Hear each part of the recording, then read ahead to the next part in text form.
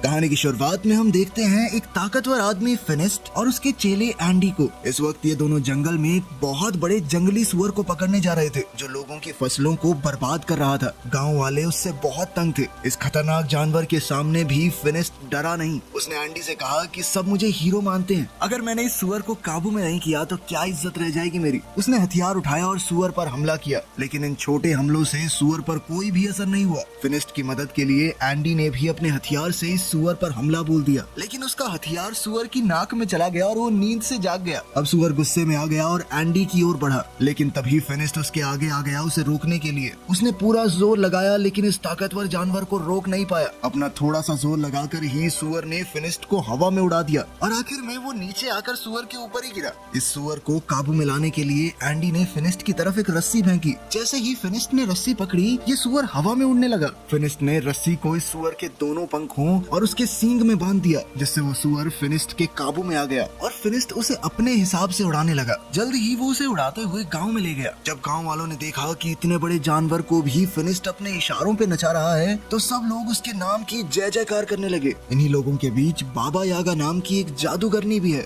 उसने फिनिस्ट से कहा कि अगर तुम इतने ही ताकतवर हो तो साबित करके दिखाओ। उसके घर के आगे एक बड़ा पत्थर पानी को रोक रहा है, तो उसने फिनिस्ट को पत्थर वहाँ से हटाने की चुनौती दी। फिनिस्ट ने कहा कि मैं बहुत बड़ी बड़ी मुसीबतों का सामना कर चुका हूँ और जादूगरनी ने उसे ये छोटा सा चैलेंज दिया है। वो अपनी बहादुरी के किस्से सुनाने लगा। याका ने कहा कि जब तक मैं अपनी आंखों से नहीं देखती मैं नहीं मानने वाली। ये सुनकर अब सब लोग हंस पड़े। फिनिस्ट गुस्से में अपने घर चला गया। उसे याका पर बहुत गुस्सा आ रहा था, क्योंकि अब उसकी बहादुरी की तारीफ करने के बजाय लोग उसका मजाक उड़ा रहे हैं। अब वो अपनी ताकत को सबके सामने साबित करना चाहता था। इससे लोग फिर से उसकी वाहवाही करने लगे। एंडी ने सलाह दी कि ऐसा करने का एक रास्ता है। सामने जो टावर है ना, ऐसा माना जाता है कि वहाँ एक राक्षस ने एक बेहद खूबसूरत लड़की को कैद कर रखा है और वो लड़की एक राजकुमारी है। अगर तुमने उस राक्षस को मारकर राजकुमारी को आजाद कर दिया तो पूरी दुनिया में तुम्हारा नाम गूंजेगा। फिनिस्ट ने तय कर लिया कि वो इस राक्षस से जरूर लड़ेगा।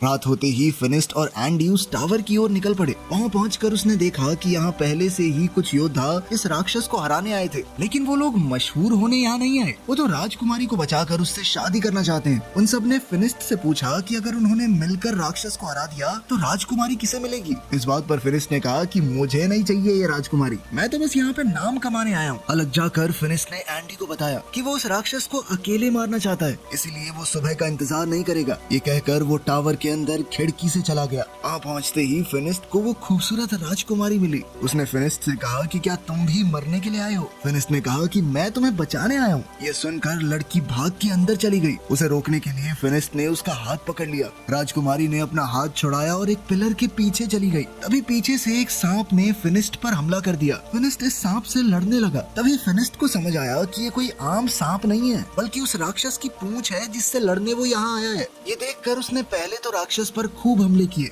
लेकिन जब कोई वार काम नहीं आया तो फिनिस्ट ने उस राक्षस की दुम यानी उसके सांप वाले मुंह को हाथ में पकड़ लिया और अपनी पूरी ताकत से सांप के मुंह को चीरने की कोशिश की। लेकिन जैसे ही फिनिस्ट ने उसका मुंह अपने हाथों से खोला, सांप ने फिनिस्ट की आंखों में थूक दिया और अब फिनिस्ट को नजर आना बंद हो गया। वो अंधा हो गया। अंधा होने पर भी फिनिस्ट ने हार नहीं मानी और अपने पैर से टटोल कर अपना हथियार ढूंढ लिया। अब फिनिस्ट ने दोबारा उस राक्षस पर हमला किया, लेकिन वो राक्षस गायब हो गया। फिनिस्ट ने इतने हमले किए कि टावर टूटने लगा। टावर टूटने के शोर से सभी योद्धा भी जाग गए। वो सभी टावर से गिर रहे मलबे के पास आए। इन योद्धाओं को ना राजकुमारी दिखी ना ही राक्षस, बस दिखा तो मलबे के नीचे दबा हुआ फिनिस्ट जो धीरे धीरे उठ रहा था। जब एंडी को पता चला कि फिनिस्ट अपनी आंखें खो चुका है तो वो उसे वहाँ से ले जाकर घर छोड़ आया। फिनिस्ट अपनी आंखों को खोकर बहुत गुस्से में था। वो बहुत चिड़चिड़ा हो गया था। उसकी ये हालत एंडी से देखी नहीं गई। एंडी मदद के लिए बाबा यागा के पास गया। उसने बाबा यागा को सब कुछ बताया कि फिनिस्ट के साथ क्या हुआ, लेकिन बाबा यागा ने मदद करने से साफ मना कर दिया, क्योंकि जब वो मुसीबत में थी तो फिनिस्ट ने भी उसकी मदद नहीं की थी। ये बात जब फिनिस्ट को पता चली तो वो बहुत उदास हो गया।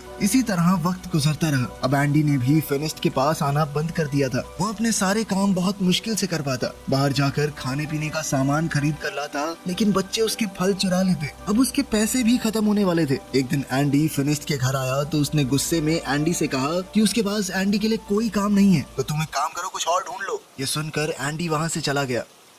बीतते समय के साथ फिनिस्ट के सारे पैसे खत्म हो गए। अब वो दिन आ गया कि फिनिस्ट बाजार के सड़े गले फल खाने लगा। ऐसे ही एक दिन जब उसे सड़ा गला फल भी नहीं मिला तो वो अपनी टोकरी लेकर बाजार में बैठा रहा। बाबा यागा वहाँ से गुजर ही रही थी कि तभी उसने फिनिस्ट को देखा तो उसने अपनी टोकरी से कुछ खाने का सामान फिनिस्ट की टोकरी में डाल दिया। इससे पहले ये दोनों कुछ बात करते गांव पर कुछ लुटेरों ने हमला कर दिया। ये लुटेरे गांव के लोगों को मारने लगे। फिनिस्ट देख तो नहीं सकता लेकिन उसे अच्छे से सुनाई दे रहा था कि कैसे लोग मर रहे हैं, तड़प रहे हैं। जैसे ही लुटेरे उसके पास आए उसने आवाज सुनकर वापस उन पर हमला किया। कुछ देख ना पाने के बावजूद भी सिर्फ आवाज के सहारे वो 2-3 डाकुओं से एक साथ लड़ रहा था। एक दूसरे डाकू ने फिनिस्ट पर रस्सी फेंकी लेकिन फिनिस्ट ने ये रस्सी पकड़कर डाकू को घोड़े से नीचे गिरा दिया और फिर उसे अपनी तरफ खींचकर उसकी खूब धुलाई की। लेकिन कुछ डाकुओं ने पीछे से उस पर हमला किया और वो वहीं बेहोश हो गया। जब उसे होश आया तो वो एक शिप में था। उसकी गर्दन और हाथों को एक लकड़ी में बांधा गया था। इस जहाज में बाबा यागा और गांव के काफी सारे लोग भी थे।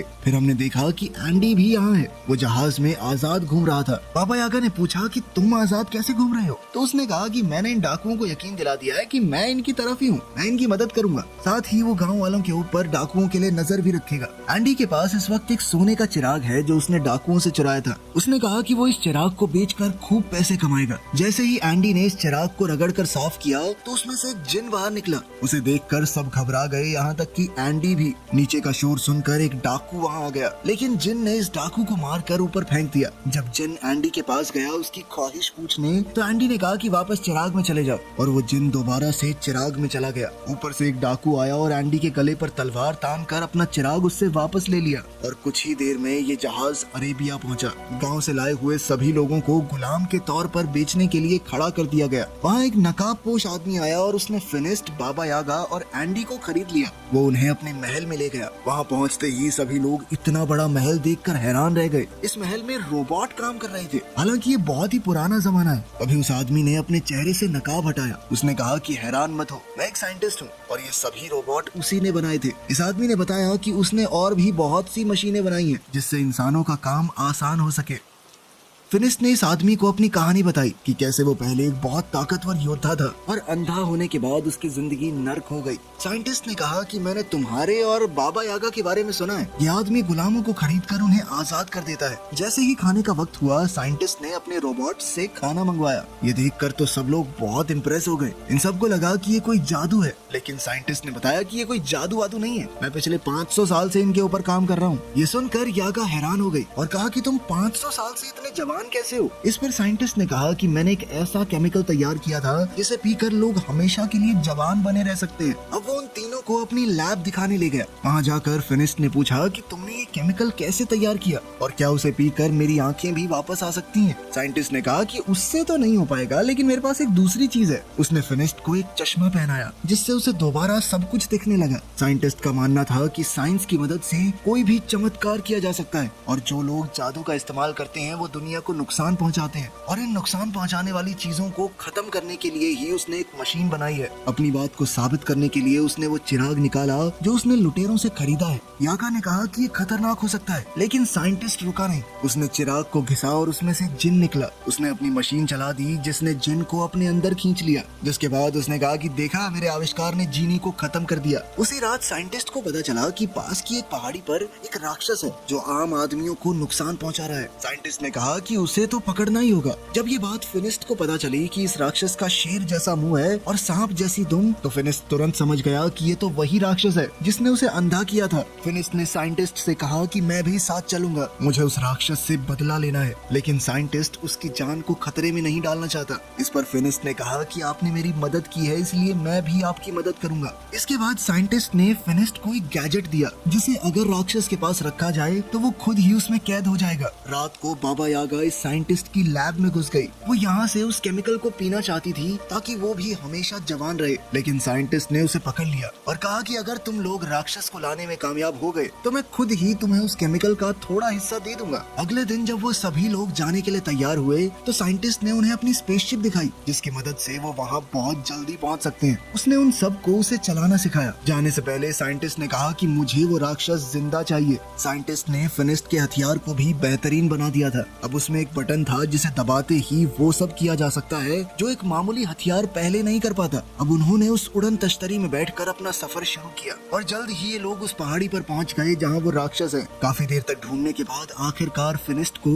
उस राक्षस के पाँव के निशान मिल गए। वो निशान एक गुफा के अंदर जा रहे थे। फिनिस्ट ने साइंटिस्ट की मशीन इस गुफा के बाहर रख दी। फिनिस्ट जानता था कि उसे राक्षस को मारना नहीं है, सिर्फ कैद करना है। इसीलिए वो बड़े आराम से अंदर गया और अपने हथियार से राक्षस को ललकारा और फिर वो बाहर आ गया। जैसे ही वो बाहर आया तो उसका सर एक पेड़ से टकरा गया जिससे वो वहीं पर बेहोश हो गया। राक्षस भी गुफा से बाहर निकल आया। इससे पहले राक्षस फिनिस्ट को कुछ नुकसान पहुंचाता, बाबा यागा ने जल्दी से उस मशीन को एक्टिवेट कर दिया। उस मशीन के अंदर से बहुत सारी चेन बाहर आई और राक्षस को खींचकर अंदर ले गई। फिर यागा ने लिवर दोबारा से दबाया और मशीन बंद हो गई। कुछ ही देर में फिनिस्ट को भी होश आ गया और अब वो सब लोग मिलकर वापसी का सफर करने लगे। सफर बहुत लंबा था, इसीलिए ये लोग रात को बीच रास्ते में ही आराम करने लगे।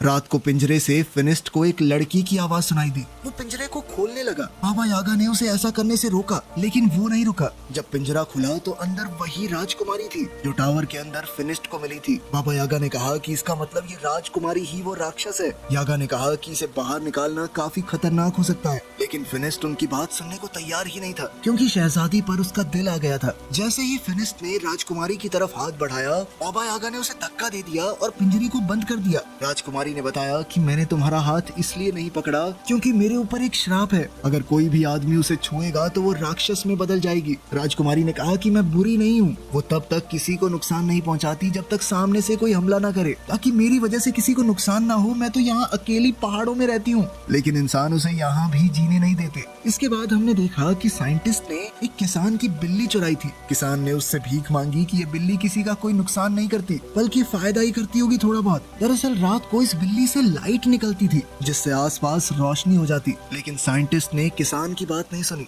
उसने बिल्ली को अपनी मशीन के नीचे रखा। ये मशीन किसी भी चीज की जादुई शक्तियों को खींच लेती है और इसी तरह इस मशीन ने बिल्ली की जादुई ताकत भी खींच ली और फिर बिल्ली को जादू से एक केमिकल में बदल दिया जिसे साइंटिस्ट ने अपनी तिजोरी में रख दिया। यहाँ साइंटिस्ट ने बहुत सारे केमिकल्स पहले से इकट्ठा कर रखे थे। वहाँ राजकुमारी और फिनिस्ट एक दूसरे से प्यार करने लगे थे। बाबा यागा और एंडी इन दोनों को कैद करके साइंटिस्ट के पास ले जाने लगे। ये लोग जब साइंटिस्ट के महल में पहुंचे तो दूर खड़े होकर ही साइंटिस्ट को देखने लगे। उन्होंने देखा कि साइंटिस्ट ने एक जादुई परिंदे का सारा जादू खींच लिया और उससे बने केमिकल को अपने रोबोट्स में डाल दिया। इसका मतलब था कि ये रोबोट साइंस से नहीं बल्कि जादू की मदद से चल रहे हैं। वो इन सारे केमिकल्स को सभी जादुई चीजों से निकाल रहा है। इसके बाद बाबा यागा बहुत गुस्से में उसके सामने पहुंची। उसने कहा कि तुम झूठे हो, ये रोबोट कोई आविष्कार नहीं है बल्कि जादू से चलने वाले पुतले हैं, जिसका मतलब है कि तुम्हारी उम्र भी जादू से ही लंबी हुई है। वो जादू जो साइंटिस्ट ने मासूम जानवरों को मारकर हासिल किया है। ये सुनकर साइंटिस्ट को गुस्सा आ गया और उसने कहा कि मेरा सच जो भी जान जाए वो जिंदा नहीं बचता। इसके बाद बाबा यागा और एंडी डर कर वहाँ से भागने लगे। बाबा यागा ने फिनिस्ट और शहजादी को भी आजाद कर दिया क्योंकि वो जान गई थी कि ये साइंटिस्ट इस राजकुमारी के साथ भी यही करेगा। राजकुमारी ने बताया कि वो साइंटिस्ट को जानती है, वो काफी समय से उसके पीछे पड़ा है। तभी साइंटिस्ट भी वहाँ पहुँच गया। उसने अपने सारे रोबोट्स को इकट्ठा कर लिया ताकि उनमें से कोई भी भाग ना पाए और फिर राजकुमारी के अंदर से भी उसके जादू को अपनी मशीन से खींचने लगा। फिनिस्ट ने उसे बचाने की कोशिश की लेकिन वो बंधा हुआ था। वो उसे बचा तो नहीं सकता था, लेकिन उसने राजकुमारी का हाथ पकड़ लिया ताकि वो राक्षस में बदल जाए। राक्षस बनते ही राजकुमारी ने अपनी जंजीरें तोड़ दी और वहाँ से भाग गई। मौका पाकर बाबा यागा और फिनिस्ट भी वहाँ से बच निकले, लेकिन साइंटिस्ट के आदमी उनके पीछे लग गए। बाबा यागा ने उनसे बचने के लिए अपने जादू का इस्तेमाल किया। उसने तरबूज के बीज उन पर फेंके जो अचानक तरबूजों में बदल गए।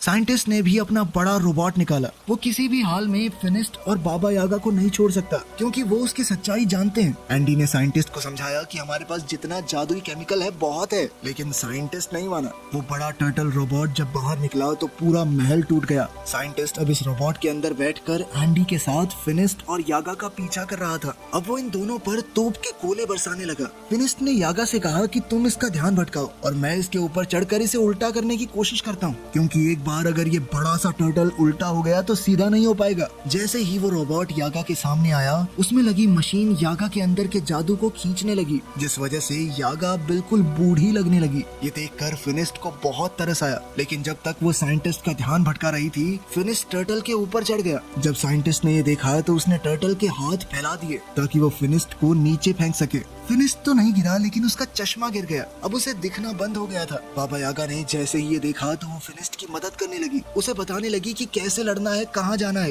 इतनी ही देर में राक्षस बनी हुई वो राजकुमारी वहाँ आ गई। उसे देखकर साइंटिस्ट डर गया। वहीं फिनिस्ट ने टर्टल के गले में जंजीर बांध दी और उसे उल्टा करने लगा, जिसके बाद टर्टल के अंदर मौजूद सारा जादुई केमिकल नीचे गिरने लगा। साइंटिस्ट ने अपने जादुई पंखों से वहाँ से बच निकलने की कोशिश की, लेकिन उसके जादुई पंखों ने काम नहीं किया और वो नीचे उस जादुई केमिकल में गिरकर मर गया। वहीं फिनिस्ट भी अब थक कर बेहोश हो गया था। राजकुमारी उसे वहाँ गिरा हुआ देखकर रोने लगी, क्योंकि उसे डर लग रहा था कि उसे कुछ हो तो नहीं गया। वो फिनिस्ट से सच्चे दिल से प्यार करने लगी थी। जैसे ही शहजादी के आंसू फिनिस्ट की आंखों में गिरे तो उसे अचानक ही होश आ गया, साथ ही उसकी नजर भी वापस आ गई थी। फिनिस्ट ने उससे अपने प्यार का इजहार किया और हमेशा राजकुमारी के साथ रहने का वादा भी, लेकिन राजकुमारी ने कहा कि अपने श्राप की वजह से मैं तुम्हारे साथ नहीं रह सकती। फिनिस्ट उदास हो गया और अपने बाकी साथियों के साथ गाँव वापस आ गया, लेकिन अभी भी वो राजकुमारी की याद में खोया हुआ था। जब बाबा यागा दोबारा जवान होने का रास्ता ढूंढ रही थी तो उसे राजकुमारी के श्राप को तोड़ने का तरीका भी मिल गया। वो खुशी से फिनिस्ट के पास गई और ये खुशखबरी उसे दी। उसने बताया कि ये श्राप शहजादी को जानबूझकर दिया गया है,